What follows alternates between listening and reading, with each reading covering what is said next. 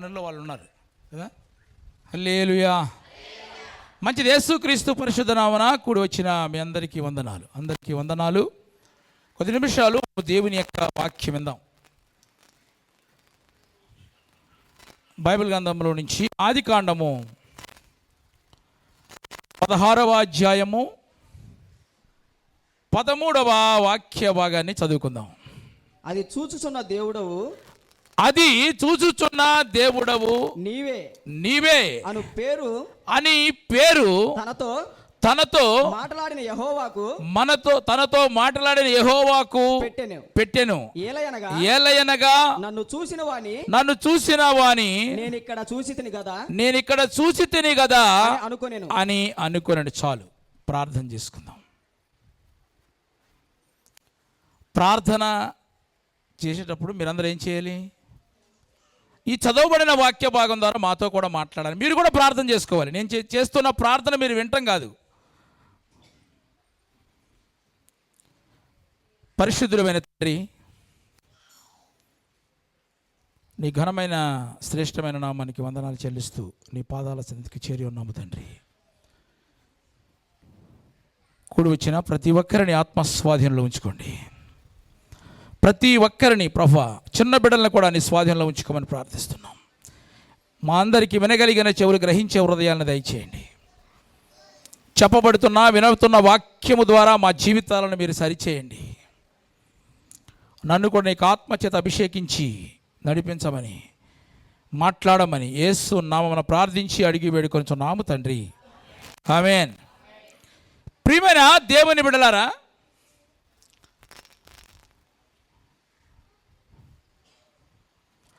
గత వారము దేవుడు ఎవరిని చూస్తాడు,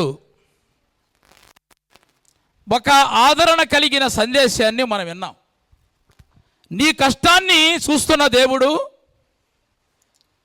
నీ శ్రమను చూస్తున్న దేవుడు, అన్యాయముగా నిన్ను త్రోసివేయబడిన చూస్తున్న దేవుడు, తృణీకరించబడిన చూస్తున్న దేవుడు, నీవు మోసగించబడిన విధానాన్ని కూడా దేవుడు చూస్తున్నాడు. చూసి నిన్ను ఆదుకొనడానికి, చూసి నీతో మాట్లాడటానికి, చూసి నిన్ను ఆదరించడానికి ఆయన మన మధ్యలోనికి దిగి వచ్చాడు అని ఒక ఆదరణకరమైన సందేశాన్ని మనం విన్నాం. అయితే నా ప్రియమైన దేవుని బిడ్డలారా, ఈరోజు కూడా ఆయన చూచుతున్న దేవుడే. చప్పట్ల కూడా దేవుని స్తోత్రం చెప్తాం. ఆయన ఈరోజు నీ అవిధేయతను చూస్తున్నాడు, నీ అక్రమాన్ని చూస్తున్నాడు, ఆయన నీ భయము లేని తనాన్ని చూస్తున్నాడు. దేవుని భయము లేకుండా తిరుగుతున్నా నీ జీవితాన్ని ఆయన చూస్తున్నాడు. నీ ఇష్టానుసారంగా బ్రతుకుతున్నావు చూసావా, ఆ జీవితాన్ని కూడా చూస్తున్నాడు ఆయన. కాబట్టి నా ప్రియమైన దేవుని బిడ్డలారా, నన్ను ఎవరు చూడట్లేదు, నేను ఎవరికి లెక్క చెప్పాలని అవసరం లేదు, నా మీద ఎవరు అధికారి కూడా లేడు అని ఒకవేళ నువ్వు జీవిస్తున్నావేమో, నీ జీవితము చివరికి దేవుని యొక్క ఉగ్రతకు గురయ్యే అవకాశం ఉందన్న సంగతి నువ్వు జ్ఞాపకం చేసుకో. నన్ను ఎవరు చూడట్లేదు, నేను ఎవరికి లెక్క చెప్పాలని అవసరం లేదు, నా ఇష్టానుసారంగా బ్రతుకుతాను, నేను ఇష్టానుసారంగా నేను మాట్లాడతాను అని నువ్వు ఉన్నప్పటికీ కూడా ఆ విషయాలు కూడా చూస్తున్నాడు దేవుడు. అందుకని చెప్తాడు ప్రసంగి గ్రంథకర్త 8వ అధ్యాయము 11వ వాక్య భాగాన్ని చదువుకుందాం.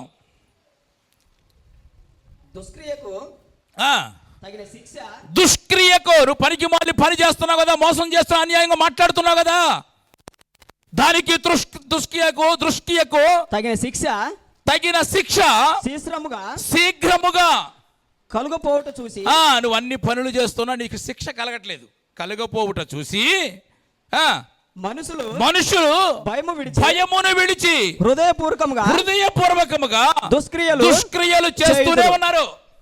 నువ్వు ఒక చెడ్డ పని చేస్తావు కదా, ఏదైనా ఒక తప్పు చేస్తావు, తప్పు చేసిన తర్వాత చూస్తావు, పర్వాలేదు నాకు ఏ శిక్ష రాలేదు కాబట్టి ఇంకా నేను అలాగే చేసుకుంటా వెళ్ళిపోవచ్చు అని నువ్వు అనుకుంటున్నావు. ఇప్పుడు నీకు లేటుగా దేవుని మందిరానికి రావడం అలవాటైంది అనుకోండి, నీకు ఎటువంటి వచ్చినోడు అలాగే ఉన్నాడు, నేను అలాగే ఉన్నాను, నీకు అది అలవాటైపోతాయి.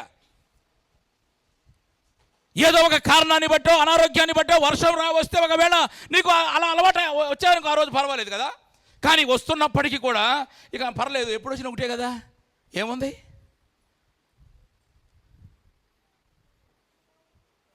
క్రియకు తగిన శిక్ష నీకు శీఘ్రముగా కలగట్లేదు. కాబట్టి అది చూసి నువ్వేమనుకున్నావంటే ఇంకా హృదయపూర్వకంగా దుష్క్రియలు చేస్తూనే ఇక నేను చేసిన తప్పేం కాదు, నేను కరెక్టే, నేను ఎప్పుడు వచ్చినా లేకపోతే ఎట్లా మాట్లాడినా, నేను ఎలా జీవించినా ఎలా జీవించినా ఎలా బ్రతికినా పర్వాలేదు, నాకు శిక్ష ఏమీ రావట్లేదు కదా అని కదా. ఏదో పాస్టర్ గారు అయితే అరుస్తాడు కానీ దేవుడు చాలా మంచోడు అని అనుకుంటున్నారు. మనం ఇట్లా ఉంటున్నామా, మనకే శిక్ష రావట్లేదు కదా, మనం బాగానే ఉన్నాం కదా, సంతోషంగానే ఉన్నాం అని అనుకుని నువ్వేం చేస్తావు. అంతకుముందు భయముతో తప్పు చేసేవాళ్ళు ఏం చేస్తున్నారంటే భయము లేకుండా తప్పు చేయడం ప్రారంభించారు. ఇప్పుడు నీ అన్యాయాన్ని చూస్తున్నాడు, నీ అక్రమాన్ని చూస్తున్నాడు దేవుడు. చూడటం లేదు అనుకుంటే కుదరదు. చూస్తున్న దేవుడు నీకు ఆదరణ కలగజేయడం, నీతో మాట్లాడి నీ దగ్గర దిగి వచ్చి మాట్లాడుతున్న దేవుడు నీ అసూయను చూడట్లేదా, నీ అన్యాయాన్ని చూడలేదు, నీ అతిక్రమాలు చూడట్లేదా. ఇక దుష్క్రియలు అలాగే చేసుకుంటూ పోతావు. ఎందుకంటే కనుక నాకు ఏ శిక్ష రావట్లేదు కదా అనుకుంటా. అందుకనే కీర్తనకాడు ఒక మాట చెప్తాడు, చదవండి. 50వ కీర్తన 21వ అధ్యాయం 22వ వాక్య భాగాన్ని చదువుకుందాం. 50వ కీర్తన 21ని చదువుదాం. ఇట్టి పనులు నీవు చేసినను, అదిగో ఇట్టి పనికిమాలిన పనులు నువ్వు చేసినప్పటికీ కూడా, వీడి చూడాలి అందరూ వినాలి, ఇట్టి పనులు నువ్వు చేసినప్పటికీ కూడా నేను మౌనంగా ఉన్నానని, అందుకు నేను కేవలము నీ వంటి వాడు. నువ్వేమనుకుంటావంటే నేను కూడా నీలాంటి వాడినే కదా అని నువ్వు అనుకుంటున్నావు. నేను మౌనంగా ఉన్న చేతగాని వాడు అనుకున్నావు నువ్వు. ఇది దేవుడు చెప్తున్న మాటలు కదా. నువ్వు అనుకుంటున్నావు ఇన్ని పనికిమాలిన పనులు చేసినా, ఇన్ని దుష్క్రియలు చేసినప్పటికీ కూడా నాకే శిక్ష రావట్లేదు కదా, క్రమము లేకుండా బ్రతుకుతున్నప్పటికీ కూడా, నేను ఇలా జీవిస్తున్నప్పుడు కూడా ఏ శిక్ష రావట్లేదు కాబట్టి నేను మౌనంగా ఉన్నానని నువ్వేమనుకుంటున్నావు. నేను కూడా నీలాంటి వాడిని అనుకుంటున్నావు కాబట్టి అయితే నీవు అనుకుంటువి అయితే నీ కన్నుల ఎదుట ఒక రోజు వస్తుంది, జాగ్రత్త. నీ కన్నుల ఎదుట నీవు చేసిన సంగతులన్నీ కూడా విప్పి, నీ కన్నుల ఎదుట ఈ సంగతులను నేను వరుసగా ఉంచి నిన్ను గద్దించే రోజు వస్తుంది ఒకటి. మొత్తం లిస్టు తీస్తాం బయటికి. దేవుడు తీస్తాడు, ఊరుకునేవాడు కాదు. చూస్తూ ఉన్న దేవుడు, నిన్ను ఆదరిస్తున్న దేవుడు, నిన్ను గద్దించడానికి కూడా ఈరోజు మన మధ్యలోకి దిగొచ్చాడు. ఆమెన్, హల్లెలూయా. ఒకవేళ ఇన్ని దుష్క్రియలు చేస్తున్నప్పటికీ కూడా ఏ శిక్ష నాకు రావట్లేదు కాబట్టి అని నీవు దుష్క్రియలు అలాగే చేసుకుంటూ వెళ్ళిపోతున్నావు. నువ్వు నేను మౌనంగా ఉన్నానని, చేతగాని వాడినని, నేను కూడా నీలాంటి వాడినని నువ్వు అనుకుంటున్నావు. కానీ ఒక రోజు వస్తుంది, నేను వరుసగా ఉంచి నిన్ను గద్దిస్తాను. చదువు, కిందకి వెళ్దాం. దేవుని మనసు వారులారా, దీన్ని ఒక్కసారి ఆలోచించండి. లేని ఎడల నేను మిమ్మును చీల్చివేయటం కూడా నాకు వచ్చు. తప్పించువాడు, ఆ రోజు తప్పించేవాడు ఒక్కడు కూడా ఉండడు. దేవునికి స్తోత్రం చెప్పు. ఎవడు తప్పించడు నిన్ను. కాబట్టి నా ప్రియమైన దేవుని సంగమా, నా ప్రియమైన దేవుని బిడ్డలా, ఆ చూచుచున్న దేవుడు నీ పరిస్థితిని చూసి నిన్ను ఆదరించడానికి వచ్చిన దేవుడు కూడా ఈ రోజు నా ప్రియమైన దేవుని బిడ్డరా, ఆయన నీ అవిధేయతను కూడా చూస్తున్నాడు, నీ అసూయని కూడా చూస్తున్నాడు, అక్రమాన్ని చూస్తున్నాడు. నీకు దేవుని భయం లేకుండా తప్పులు చేస్తున్నావే, దాన్ని కూడా దేవుడు చూస్తున్నాడు. ఒకవేళ ఈ రోజు నుంచైనా సరే మనము వాక్యం వింటున్న మనం అందరం కూడా ప్రియమైన దేవుని బిడ్డలారా, మన హృదయములను మార్చుకుని ఒకవేళ పశ్చాత్తాపడి హృదయపూర్వకంగా దేవుని దగ్గరికి వస్తే, ఆయన దగ్గర పాదాల దగ్గర కన్నీళ్లు కాడిస్తే, మన హిజ్కియాకు మరణకరమైన రోగం వస్తే మరణకరమైన రోగాన్ని బట్టి ఆయన చూడలేదు, మరణకరమైన రోగములో కూడా దేవుని సన్నిధిలో కన్నీరు కార్చాడు. అది చూశాడు దేవుడు. నీ రోగాన్ని బట్టి చూడు, రోగంలో ఉన్నప్పుడు, బాధలో ఉన్నప్పుడు దేవుని సన్నిధిలో నువ్వు కన్నీరు కారుస్తావే, ఆ కన్నీరు చూస్తున్న దేవుడు ఈరోజు కూడా నువ్వు కన్నీరు కారిస్తే గనక ఒకవేళ దేవుడు తన మనస్సు మార్చుకుని ఒకవేళ నీకు మేలు చేయొచ్చు. యోవేలు గ్రంథంలో చూస్తే చదువుకుందాం. యోవేలు గ్రంథము 2వ అధ్యాయం 13వ వాక్యంలో చూస్తే గనక, నీ దేవుడైన యెహోవా కరుణా వాత్సల్యము గల, కరుణా, జాగ్రత్తగా వినాలి, మనం ఆరాధిస్తున్న దేవుడంట కరుణా వాత్సల్యము కలిగిన వాడంట, శాంతిమూర్తియు అంత్యత కృపగలవాడనై ఉండి అత్యంత దానికి వచ్చింది బాధ. అది అత్యంత కృప కలిగిన వాడు, తాను చేయనుద్దేశించిన కీడును చేయక పశ్చాత్తాపడును గనుక మీ వస్త్రములను కాక మీ హృదయములను చించుకొని ఈ రోజైనా సరే హృదయపూర్వక పశ్చాత్తాపడు దేవుని మందిరంలో కన్నీరు కాలిస్తే గనక ఆ చూచుచున్న దేవుడు ఒకవేళ నీకు చేయాలని, ఒకవేళ ఏదన్నా చేయాలి నువ్వు ఇంకా మారట్లేదు అని ఒకవేళ కీడు చేయాలనుకుంటే గనక ఆయన తన మనసు మార్చుకుని నీకు మేలు చేస్తాడు. ఆమేన్. దీనికి నిదర్శనం ఏంటి చెప్పండి? నినివే పట్టణము కదండి. ఆ పట్టణం అంతా కూడా 40 దినములలో అగ్ని చేత కాల్చివేయబడతాం దేవుడు ఏం చేశాడు? సంకల్పిస్తే గనక ఆ పట్టణ ప్రజలందరూ కూడా, యోనా గ్రంథము 3వ అధ్యాయము 10వ వాక్య భాగాన్ని చదువు, జాగ్రత్తగా వినాలి మాటలు. 3వ అధ్యాయం 10వ వాక్యంలో చూస్తే గనక చదువు. ఈ నినివే వారు తమ చెడు నడతలను మానుకొనగా వారు చేయుచున్న క్రియలను దేవుడు చూచి పశ్చాత్తాపుడై తాను చేయనుద్దేశించిన కీడు విషయమై సంతాపపడి ఆయన మేలు చేస్తాడు అని అర్థం. దాని అర్థం. ఆమేన్. హల్లెలూయా. వాళ్ళు మనసు మార్చుకున్నారు, పశ్చాత్తాపడ్డారు, గోనె పట్టు తట్టుకున్నారు. కుటుంబం అంతా కూడా, రాజుతో సహా అందరూ కూడా దేవుని సలు ఉపవసించి ప్రార్థన చేస్తే దేవుడంట ఆ కన్నీరుని చూసి, వారు మారు మనసు పొందిన విధానాన్ని చూసి దేవుడు వారికి మేలు చేసాడంట. ఆమేన్. నీవు నిశ్చయముగా చచ్చిపోతావు అన్నాడు. ఎవరిని? హిజ్కియాను కదా. అలాంటి వ్యక్తి కన్నీరు కార్చి ప్రార్థన చేస్తే ఆ కన్నీటి ప్రార్థన దేవుని మనసును మార్చిన. చప్పట కూడా దేవుని స్తోత్రం చెప్పు. హల్లెలూయా. దేవుడు మన కన్నీరుని చూసే దేవుడు, మన ఆదరించే దేవుడు. కాబట్టి నా ప్రియమైన దేవుని బిడ్డలారా, ఆయన మనల్ని నేను చూస్తున్నాడు కదా. ఏం పర్వాలేదులే, నాకేది ఇంకా శిక్ష రాలేదులే, నాకు శిక్ష రాదులే, ఆయన మౌనంగానే ఉన్నాడు, ఆయన చేతగాని వాడు కదా అని ఒకవేళ మనం అనుకుని ఆయన మనలాంటి వాడే కదా, ఎప్పుడైనా పర్వాలేదు, ఏది చేసినా పర్వాలేదు, ఏది ఆలోచన పర్వాలేదు అనుకుంటే కనుక ఒక రోజు వస్తుందంట ఆయన నీ ముందు నువ్వు చేసినవన్నీ కూడా తప్పులని లిస్టు తీసి నిన్ను శిక్షిస్తాడు. ఆ రోజు నిన్ను తప్పించేవాడు ఒక్కడు కూడా ఉండడని చెప్తున్నాడు. కాబట్టి నా ప్రియమైన దేవుని సంగమా, ఆయన ప్రతిదీ చూస్తాడండి. చూస్తున్న దేవుడు, నిన్ను ఆదరించడానికి నేను చూసిన దేవుడు, నీలో ఉన్న ప్రతి అసూయను చూడ్డా, నీలో ఉన్న అక్రమాన్ని చూడ్డా, నీలో ఉన్న భయములేనితనాన్ని చూడ్డా, ప్రతిదీ చూస్తాడు. అయితే ఈరోజు నా ప్రియమైన దేవుని బిడ్డలారా, నేను మీతో చెప్పాలనుకున్న మాట ఏంటంటే కనుక ఆయన ఆదరించి బలపరచడానికి ఆయన చూశాడు కదా.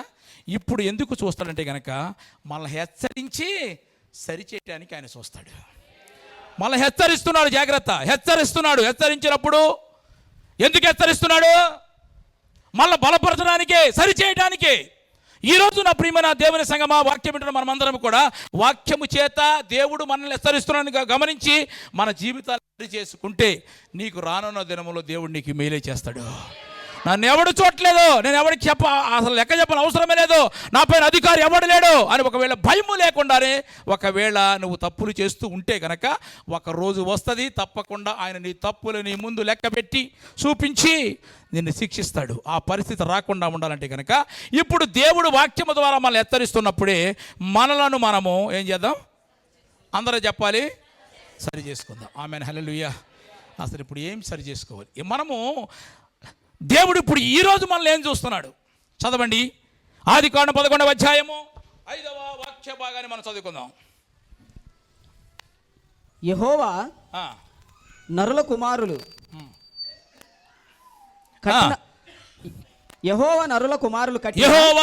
కుమారులు కట్టిన పట్టణమును గోపురమును చూడ దిగి వచ్చాను. దేవునికి స్తోత్రం చెప్పండి. హల్లెలూయా.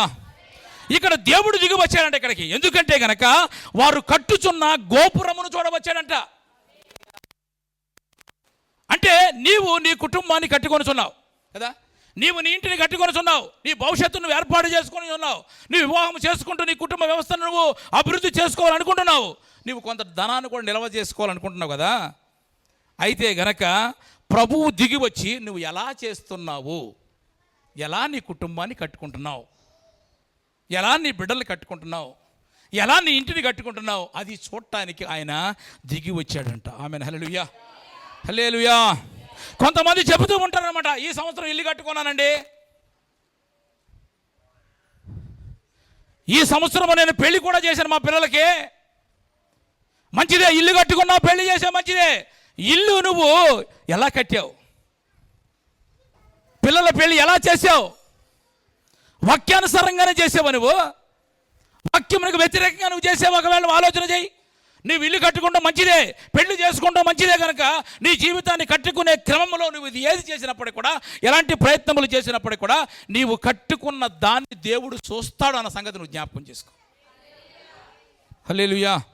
నా ప్రియమైన దేవుని బిడ్డలారా, అయితే నువ్వు ఎలా చేయాలి? నీవు చేయుచున్నది దేవుని ప్రణాళికలో ఉందా లేదా? దేవుని వాక్యానుసారంగా ఉందా లేదా? నీకు ఒక జీవితాన్ని దేవుడు ఇచ్చాడు కదా, నీకు ఒక కుటుంబాన్ని ఇచ్చాడు కదా, నీకు భార్యని ఇచ్చాడు కదా, భర్తని ఇచ్చాడు కదా, నువ్వు ఎలా కట్టుకుంటున్నావు? నువ్వు ఎలా నీ కుటుంబాన్ని కట్టుకుంటున్నావో దానిని చూడటానికి దేవుడు దిగొచ్చాడు. అది ఒకవేళ ఈ వాక్య భాగం ద్వారా వాళ్ళ కట్టుకోకపోతే ఏం చేయాలి? నువ్వు సరిచేయటానికి మాట్లాడుతున్నాడు. నాకు కుటుంబాన్ని ఇచ్చాడు, ఒక భార్యని ఇచ్చాడు, ఎక్కడికి వెళ్ళొచ్చు, మనం సినిమాకి వెళ్ళొచ్చు, లేకపోతే ఊరు వెళ్ళొచ్చు, పెళ్ళిళ్ళకి వెళ్ళొచ్చు, చర్చికి మాత్రం ఎలా ఉంటుంది? నువ్వు ఎలా కట్టుకుంటున్నావో ఆ ఇంటిని, ఆ కుటుంబాన్ని చూడటానికి దేవుడు దిగి వచ్చాడు. దేవుని యొక్క వాగ్దానం ఏంటి? ఆదికాండము 1:28 వాక్యంలో దేవుడు వారిని ఆశీర్వదించెను. ఎట్లనగా మీరు ఫలించి అభివృద్ధి పొంది విస్తరించి భూమిని నింపండి. ఆమేన్, హల్లెలూయా. దేవుడు కుటుంబాలని కట్టేటప్పుడు ఆయన ఒక వాగ్దానం చేశాడు. ఏమని? మీరు ఫలించి విస్తరించి భూమిని నిండించి అభివృద్ధి పొంది విస్తరించి భూమిని నింపమని చెప్పాడు. కానీ వీళ్ళందరూ కూడా ఇక్కడ మనం మూలవాక్యం ఏముందండి? యెహోవా నరుల కుమారులు కట్టిన పట్టణము చూడటానికి దేవుడు దిగి వచ్చాడంట. ఆ పట్టణం ఏంటంటే, ఆ పట్టణం అక్కడ ఏంటంటే ఒక బాబేలు గోపురాన్ని కడుతున్నారు వాడు. బాబేలు గోపురం అంటే ఒక మన భాషలో చెప్పాలంటే కనుక, కిషోర్ బెదర్ కొంచెం ముందు జరుగు చెప్పాలంటే కనుక ఒక పెద్ద అపార్ట్మెంట్ లాంటిది అనమాట. అంటే అందరూ అక్కడే ఉండాలి, అందరూ అక్కడే ఉండాలి. చుట్టాలకి, పెళ్ళిళ్ళకి, పేరెంటాలకి దూరం అయితే బాగోదు కాబట్టి అందరం అక్కడే ఉండాలి. ఛార్జీలు అయిపోతాయి కాబట్టి అందరూ అక్కడే ఉండాలి. ఈ ఉద్దేశం అన్నమాట వాళ్ళది. అంటే ఎవరు కూడా దేవుని వాక్యం చెప్తుంది, మీరు ఫలించి అభివృద్ధి పొంది విస్తరించి భూమిని నింపమంటే వాళ్ళు ఏమన్నారంటే, మేము భూమిని నింపం, మేము అందరం కూడా అపార్ట్మెంట్ కట్టుకుని అందరం ఇక్కడే ఉంటాం. అందుకని దేవుడు దిగొచ్చాడు. దేవుడి వాగ్దానములకు వ్యతిరేకంగా వాళ్ళ ఆలోచనలు ఉన్నాయి. దేవుని వాగ్దానం ప్రకారంగా వాళ్ళకు ఆ గోపురాన్ని కట్టట్లేదు. దేవుని ఉద్దేశం ఏంటంటే, మీరు భూమిని నింపమంటే కనుక, వీళ్ళు ఏంటంటే దూరం అయితే కనుక పెళ్ళికి రావాలంటే కష్టం కదా, మనం అందరం కూడా ఒకేసాట చెప్పండి ఇక్కడ ఏముందాం అంటున్నారు. కానీ దేవుని ఉద్దేశం ఏంది? మీరు అభివృద్ధి పొంది విస్తరించి భూమిని నింపండ్రా అని దేవుడు చెప్తుంటే లేదు అంటాడు. అందుకని ఆ గోపురాన్ని ఎలా కడుతున్నారో దేవుడు దిగి వచ్చాడు. దేవుని ప్రణాళికలో నువ్వు ఇల్లు కట్టుకుంటున్నావా? నీ గృహాన్ని కట్టుకుంటున్నావా? గృహం అంటే ఫిజికల్గా కాకపోవచ్చు, నీ ఇల్లు, ఆత్మ సంబంధమైన నీ జీవితాన్ని కట్టుకుంటున్నావా? దేవుడు ప్రతిరోజు చూస్తాడు. ఒకవేళ నువ్వు ఫిజికల్గా ఇల్లు కట్టుకున్నావు అనుకోండి, పర్మిషన్ తెచ్చుకుంటావు మున్సిపల్ ఆఫీస్కి వెళ్ళి. ఏమని తెచ్చుకుంటావు? ఒక ఫ్లోర్ వేస్తానని చేసుకుంటావు కదా. నువ్వేం చేస్తావు? 2 వేస్తావు, 3 వేస్తావు. అవసరమైతే నీ దగ్గర టాపీలు చక్కెర ఉండొచ్చు, వాడి దగ్గర బుల్డోజర్ ఉంది. దేవునికి స్తోత్రం చెప్పు. ఊరుకుంటాడా? ఎలా కడుతున్నావో దేవుడు చూస్తాడు. నీ జీవితాన్ని ఎలా కట్టుకున్నావు దేవుడు చూస్తాడు. వీళ్ళందరూ ఆ ఉద్దేశం ఏంటంటే, మనం ఎవ్వరం కూడా ఎక్కడికి వెళ్ళకూడదు, అందరం ఇక్కడే ఉండాలి అని వాళ్ళు అక్కడే ఆ గోపురాన్ని కడుతుంటే అది చూడటానికి దేవుడు దిగి వచ్చాడు. నా ప్రియమైన దేవుని బిడ్డలారా, ఒక్క మాట గమనించండి. ఇక్కడ నీవు ఏది చేసినప్పటికీ కూడా దేవుని ప్రణాళిక అనుకూలంగా ఉందా లేదా, దేవుని సంకల్పము నెరవేర్చే విధంగా ఉందా లేదా, అది నువ్వు ఆలోచించకపోతే కనుక అది నువ్వు సక్సెస్ కాదు. భార్యాభర్తలు ఎలా ఉండాలి? చక్కగా ఇంటి దగ్గర కూర్చొని చక్కగా మాట్లాడుకుంటూ, వాక్యాన్ని ఎప్పుడైనా మాట్లాడుకుంటారు మీరు?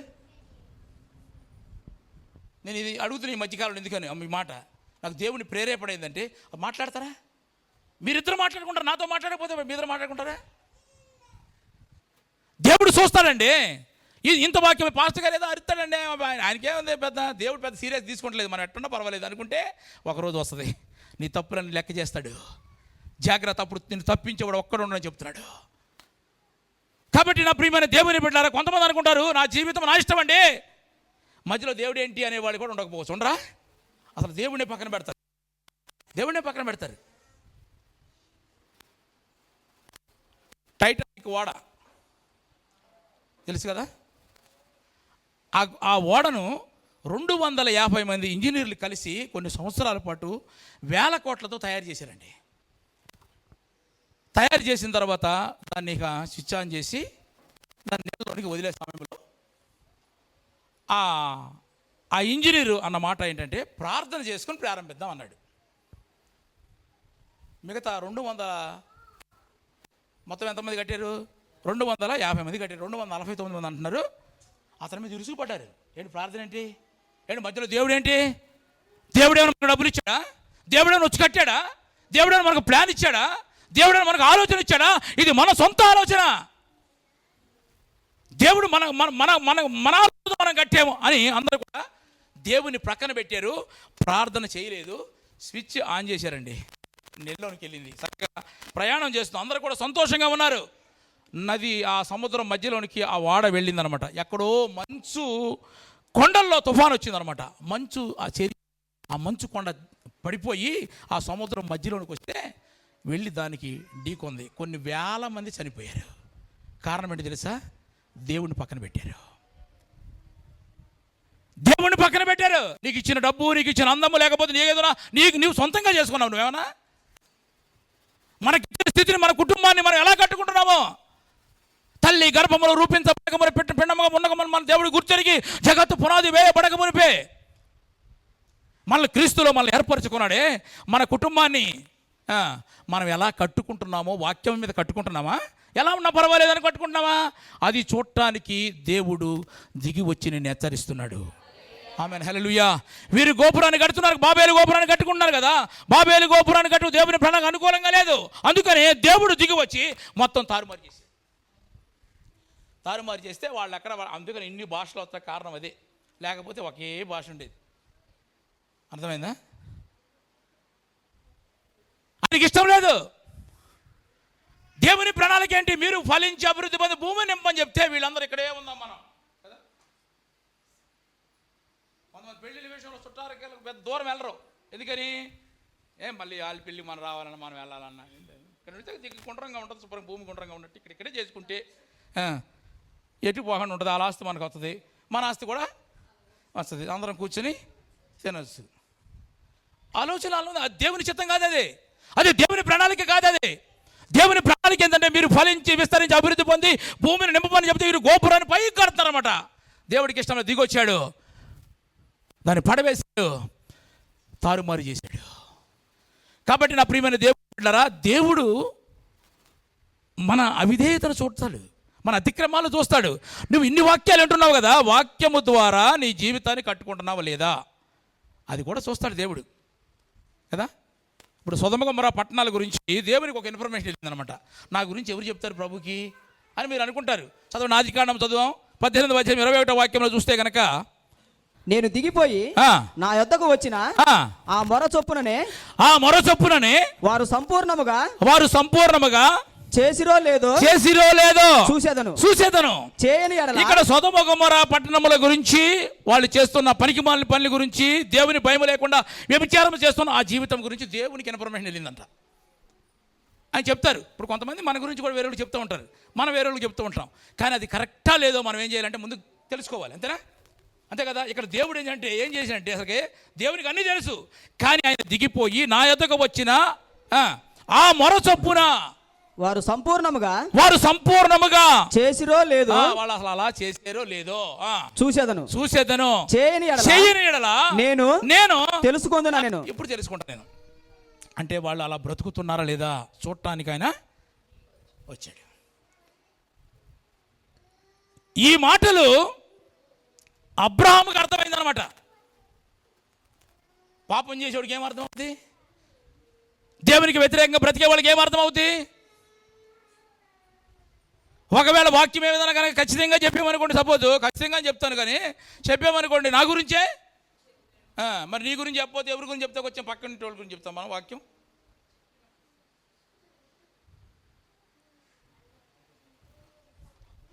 ఈ అబ్రహాముకు అర్థమైంది. వెంటనే అబ్రహాము ఆ పట్టణంలో అక్కడ దేవుడు ఆ పట్టణాన్ని కాల్చి వేస్తాను, దాన్ని నాశనం చేస్తానని మాత్రం దిగిరాల. మొర నా దగ్గరికి వచ్చింది, ఈ పట్టణం గురించి అది కరెక్టా కాదా చూద్దామని వచ్చాడు. ఒకవేళ అది కరెక్ట్గా అయితే ఓకే, లేకపోతే అక్కడ ఏమని చెప్పాడు, చేయని ఎడలా నేను తెలుసుకుంటా అని చెప్పాడు. అంతేగాని సొదొమ గొమొర్రా పట్టణాన్ని అగ్ని గంధకముల చేత కాల్చి వేస్తాను అప్పుడు చెప్పలా, మీరు చదవండి వాక్యాన్ని అని చెప్పలా. అయితే అబ్రహాముకు అర్థమైపోయి వెంటనే ఏం చేశాడంటే, అబ్రహాము 50 మంది ఉంటే కాపాడతావా? స్తోత్రం చెప్పు. ఆ భారము కుటుంబాన్ని కట్టుకునే క్రమంలో భార్యగా నీకుందా, భర్తగా నీకుందా, పిల్లలుగా నీకుందా? ఏదో పెరుగుతున్నారంతే. వస్తున్నామంటే వస్తున్నాం కాదండి. 50 మంది ఉంటే నువ్వు కాపాడతావా? 40 మంది ఉంటే కాపాడతావా? చివరికి 10 మంది ఉంటే కాపాడతావా అని ప్రార్థన చేశాడు. ఆమెన్. అర్థమైన వాళ్ళు ప్రార్థన చేస్తారు, అంతేనా? సొదొమ గొమొర్రా పట్టణంలో ఉన్న ప్రజలందరూ కూడా వ్యభిచారులు అనమాట. దేవుని భయం లేకుండా వాయు వరుసలుగా జీవించే ప్రజలు వాళ్ళందరూ కూడా. చివరికి లోతు దగ్గరికి దేవదూతలు వస్తే వాళ్ళని మా దగ్గరికి పంపిండి, వాళ్ళతో మేము వ్యభిచారం చేయాలన్నారు. ఇల్లు అంత భయం భక్తులు లేని వాళ్ళు లోతు ఆ సొదొమ గొమొర్రా పట్టణంలో ఉన్నారు. లోతు వాళ్ళ మనస్తత్వం తెలిసి, వాళ్ళ నైజం తెలుసుకొని కళ్ళారా చూశాడు. చూసి ఏం చేశాడంటే, అతనికి 2 కుమార్తెలు ఉన్నారు పరిశుద్ధంగా జీవించేవాళ్ళు. వాళ్ళిద్దరినైనా సరే పంపిస్తాను కానీ తీసుకెళ్ళి, కావాలంటే వాళ్ళని తీసుకోండి, వాళ్ళు మాత్రం పంపనన్నాను. అంటే వాళ్ళని కాపాడాలని ఇలాగే మాట్లాడుతుంటే కనుక లోతు వారిని బ్రతుకులాడుతున్నాడు. కానీ వచ్చిన దేవదూతలు అతను చేయి పట్టుకుని వాళ్ళు లోపలికి లాగారు. ఆమేన్, హల్లెలూయా. దేవుడిని కాపాడాలని లోతు అనుకున్నాడు, కానీ మన ద్వారా దేవుడు కాపాడేబడేవాడు కాదు. ఆమేన్, హల్లెలూయా. మనల్ని కాపాడడానికి దిగి వచ్చిన దేవుడు. నువ్వేందంటే దేవునికి ఏదో చేసేస్తున్నాను, నేను చేసేస్తున్నాను. ఏం చేసావు నువ్వు? చేతులు పెట్టి దేవుణ్ణి కాపాడుతావు. నువ్వేమన్నా నీ చేతులు ఏమన్నా ఇదే మన చేతులు? ఒకసారి ఆలోచించండి. నీ దీపమును ఆరనివ్వకుండా కాపాడే దేవుడు. ఆమేన్, హల్లెలూయా. దేవునికి ఏదో చేసేసి దేవునికి ఏదో చేసి విజేయమంటే కుదరదు. నువ్వు ఏం చేసినా సరే దేవుని తక్కువే. ఈరోజు మనం బ్రతికి ఉన్నామంటే కనుక ఇక దానికి మనం ఏమి ఇచ్చిన రుణం తీర్చుకోవాలండి. నువ్వు 1 కోటి రూపాయలు ఇస్తావా? కుదరదు. కాబట్టి నా ప్రియమైన దేవుని బిడ్డలారా, మనం ఆరాధిస్తున్న దేవుడు 2 చేతులు అడ్డుపెట్టి కాపాడుకునేవాడు కాదాయన. ఆగని హోరులో కూడా మన జీవితాన్ని కాపాడేవాడు. ఆమేన్, హల్లెలూయా. కాబట్టి నా ప్రియమైన దేవుని బిడ్డలారా, సొదొమ గొమొర్రా పట్టణంలో వారు ఏమి చేసినా భయం లేకుండా వాళ్ళు బ్రతుకుతున్నారు. అది చూడటానికి వచ్చాడు. చూసేపటికి ఆయన దగ్గరికి వచ్చిన మొర, ఆయన విన్న ఇన్ఫర్మేషన్ ఏమైందంటే కరెక్టే కాబట్టి వీళ్ళని ఇక్కడ ఉండటానికి లేదని మొత్తం అప్పుడు డెసిషన్ తీసుకున్నాడు. అంతకుముందు మామూలుగానే ఉన్నాడు, ఏదో మాట్లాడదాం, సెట్ చేద్దాం, ఏమైనా లైన్లోకి వస్తారేమో అని చూశాడు. కానీ ఇక కుదరదు. ఇక వీళ్ళు నేను విన్నదంతా, నా దగ్గరకు వచ్చిన ఇన్ఫర్మేషన్ అంతా కూడా అది కరెక్టే అనుకున్నాడు మొత్తానికి. అప్పుడు అగ్ని గంధకములు వచ్చి చదవండి 19వ అధ్యాయం ఆదికాండము 24వ వాక్య భాగం చదువుకుందాం. 19:24. అప్పుడు యెహోవా సొదొమ మీదను గొమొర్రా మీదను యెహోవా యొద్ద నుండి గంధకమును అగ్నిని ఆకాశం నుండి కురిపించి ఆ పట్టణములను ఆ మైదానం అంతటిని ఆ పట్టణములలో నివసించిన వారందరిని నేల మొలకలను నాశనము చేసెను. మొత్తం గడ్డి కూడా మిగలకుండా చేసాడు. ఏదైనా చేయగలిగిన వాడు దేవుడు. నేను ఎన్ని చేసినా, ఎన్ని దుష్క్రియలు చేసినా నన్ను దేవుడు ఏమంటలేదులే అని ఒకవేళ ఇంకా భయము, అంతకుముందు భయముతో చేసేవాళ్ళు భయము లేకుండానే బ్రతుకుతూ ఇంకా పాప చేస్తున్నామేమో. మౌనంగా ఉంటున్నాడు కదా ఆయన, మళ్ళంటోడులే అని అనుకుంటామేమో. ఒకరోజు వస్తుంది ఖచ్చితంగా. ఈ వాక్యం ఏంటో నా ప్రియమైన దేవుని బిడ్డలారా, నీ కుటుంబాన్ని వాక్యం మీద కట్టుకుంటున్నావా? దేవుని ప్రణాళిక చెప్పిన కట్టుకుంటున్నావా? వాక్యం ఏంటో వెళ్ళిపోతున్నావా? అది చూడటానికి దేవుడు వచ్చాడు. ఒకవేళ వాక్యానుసారంగా నీ జీవితం లేకపోతే దేవుడు తన మనసులో ఏదైతే నీకు చేయాలనుకున్నా అది ఖచ్చితంగా చేస్తాడు. కాబట్టి ఇక్కడ సొదొమ గొమొర్రా పట్టణముల గురించి మొట్టమొదలు వచ్చినప్పుడు ఆయన అగ్ని గంధకం కాల్చడానికి ఆయన మొర విన్నాడు. అది కరెక్టా లేదా అది చూడటానికి వచ్చాడు. వచ్చేప్పటికి అక్కడ పరిస్థితి అంతా కూడా అలాగే ఉంది. కాబట్టి వీళ్ళెవ్వరు భూమి మీద ఉండటానికి వీల్లేదు, గడ్డి కూడా మిగలేదు. కాబట్టి నా ప్రియమైన దేవుని బిడ్డలారా, ఆయన ఎందుకు దిగి వచ్చాడంటే, ఎందుకు చూస్తున్నాడంటే మన అవిధేయతలను ఆయన చూస్తున్నాడు, దాన్ని హెచ్చరించడానికి దిగి వచ్చాడు. నువ్వు సరి చేసుకుంటే నీకు మేలు కలుగుతుంది. రెండవదిగా చదవండి, ముగిస్తాను నేను త్వరగా. ఆదికాండం 27వ అధ్యాయము 20వ వాక్య భాగాన్ని చదువుకుందాం. అప్పుడు ఇస్సాకు నా కుమారుడా ఇంత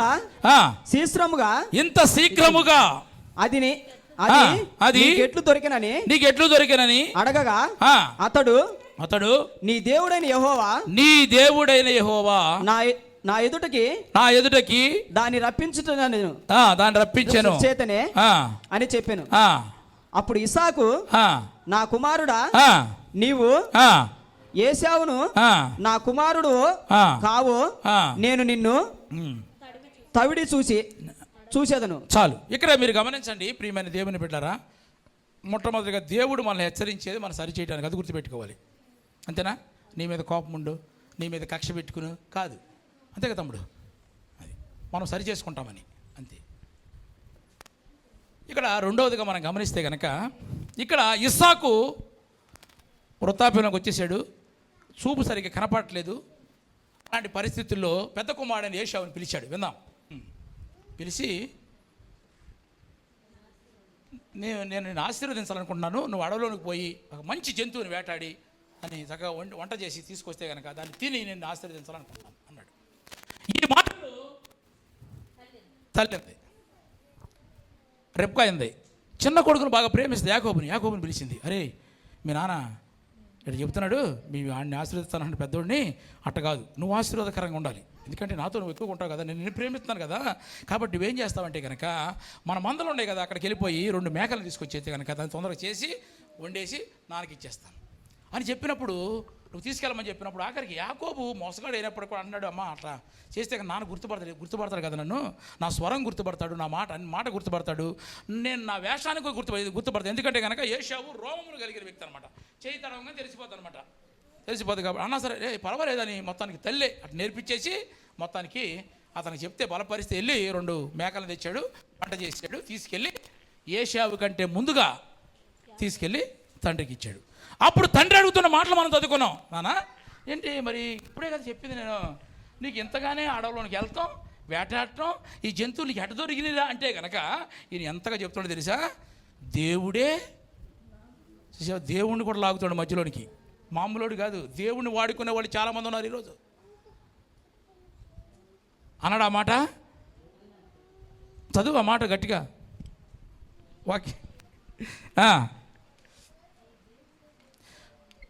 నా కుమారుడా, ఇంత శీఘ్రముగా నీకు ఎలా లభించను అంటే చెప్తున్నాడు, నీ దేవుడైన యెహోవా నా ఎదుటకు రప్పించాడు.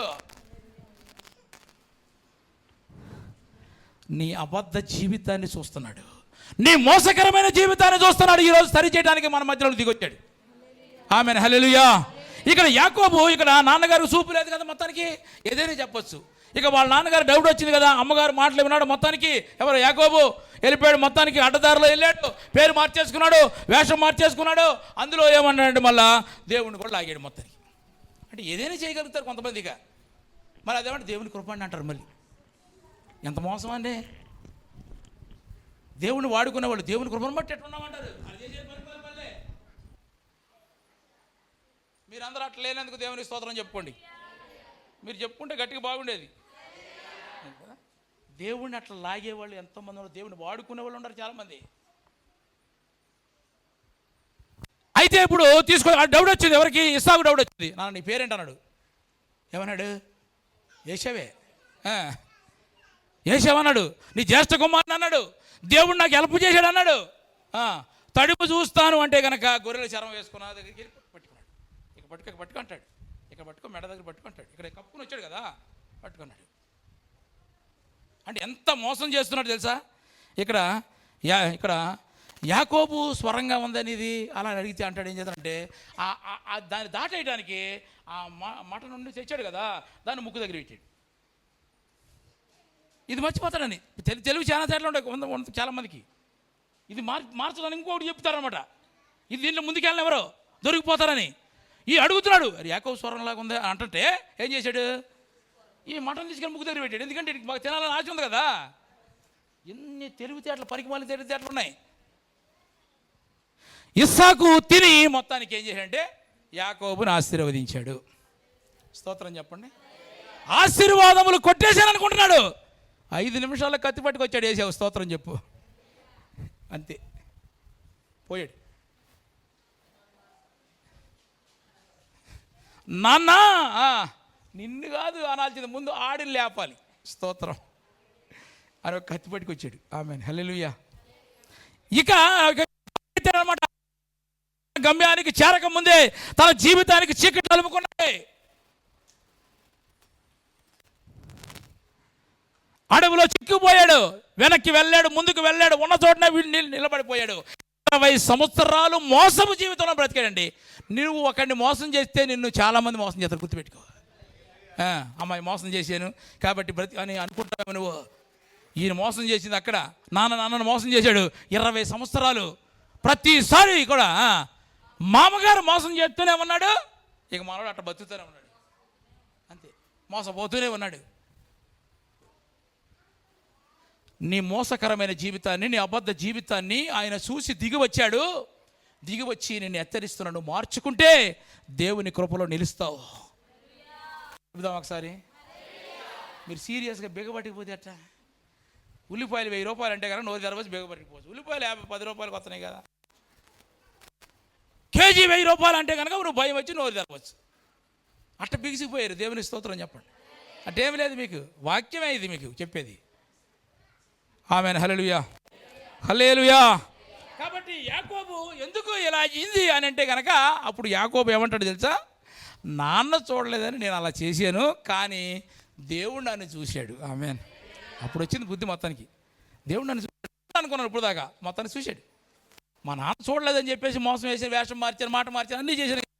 దేవుడు నన్ను చూశాడు అని అప్పుడు చివరి బేకు రేవు దగ్గర కన్నీటి ప్రార్థన చేస్తుంటే అప్పుడు దేవుడు దిగొచ్చి, అప్పుడు దేవుడు మాట్లాడి తన బ్రతుకును ఇశ్రాయేలుగా మార్చాడు.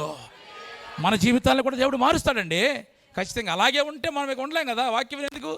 వాక్యం వింటున్న మన జీవితంలో కూడా ఆ మార్పు కొరకే ప్రభు మనతో మాట్లాడి హెచ్చరిస్తూ ఉంటాడు.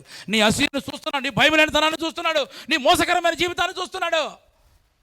నీకు ఆదరణ కలిగించడానికి దిగి వచ్చిన దేవుడు నీ జీవితంలో మన ప్రతి దాన్ని కూడా చూస్తాడు మన జీవితంలో.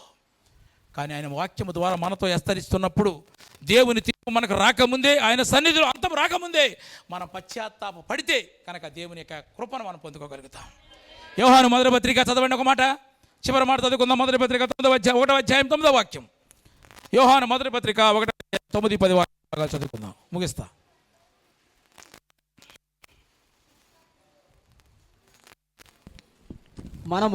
మనము మనుషుల సాక్ష్యము మన పాపములను మన పాపములను జాగ్రత్తగా వినాలి ఈ మాట అందరూ కూడా. మన పాపములను మనము ఒప్పుకుంటే గనక ఆయన నమ్మదగిన వాడు నీతిమంతుడును గనక ఆయన మన పాపములను క్షమించి సమస్త దుర్నీతిని మనలను పవిత్రులుగా చేస్తాడు. ఆమేన్. మన పాపాలను మనం ఒప్పుకుందాము. ఈరోజు మన పాపాలను ఒప్పుకుందామా? చేతులు ఎద్దామా? ఒకసారి ఒప్పుకుందాం అన్న వాళ్ళందరూ. చేతులు ఎత్తకపోతే ఏంటంటే కింద ఒక మాట ఉందండి, అది కూడా చెప్తాం మీకు. చేతులు దించి ఇప్పుడు ఫైనల్ చేసుకుంది ఏదో ఒకటి చదవండి. మనము పాపము చేయలేదని చెప్పుకొనిన ఎడల మనము పాపం చేయలే అని మనము పాపము చేయలేదని చెప్పుకొనిన ఎడల ఆయనను అబద్ధికునిగా చేయవారమగుదుము. ఆయన అబద్ధికుని చేస్తాం మనం అంటే దేవుడు అబద్ధం ఆడాడు, మనం పర్ఫెక్ట్ అని, అంతే కదా. దీన్ని బట్టి మనం ఏం చేయాలి?